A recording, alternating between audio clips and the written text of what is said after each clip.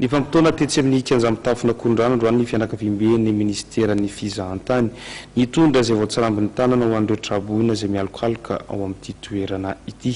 Fotoana ihany koa nanambaran'ny ministra Roland Ratsiraka fa tsisy fiantraikany loatra amin'ny sehatry ny fizahantany ny fandalovan'ny rivo-doza teto amintsika.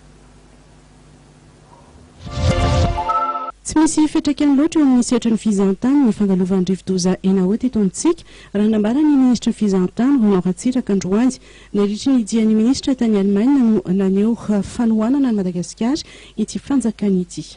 Tsisy fiantraikany fahitanay azy amin'ny fizahantany io zavatra io satria afaka fotoana fohy raha tsisy ny sampona dia tokony verina amin'ny laony le hotely voaresaka le hoe voakasika reny satria ny Savany misy hotely voakasika vitsivitsy ny voakasika taty Analanjorofo sy taty Antsinana le hotely fa tany varatra tany dia nisinisy.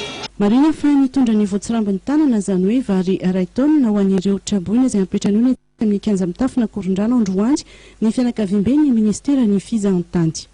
Tombizay tondra ny mariky ny fihavanana izay misy aminay sy vahoaka ny Tananarivo sy ny firaisan-kina anatin'izao fahasahiranana izay andalovan'ny zareo izay traboina ka dia mankahirana zareo zany zay ho an'izareo zany dia mitondra vary ray taona zany zay ho an'izareo dia hiezaka ihany koa zany mba hitondra fanampiana ho an'ny faritra rehetra izay nandalovan'ny siklona. Marina fa mbola hitondra fanampiana any amin'ireo traboina any amin'ny faritra hafa toy ny Sava, Analanjorofo ary faritra Atsinanana ny ministeran'ny fizahantany.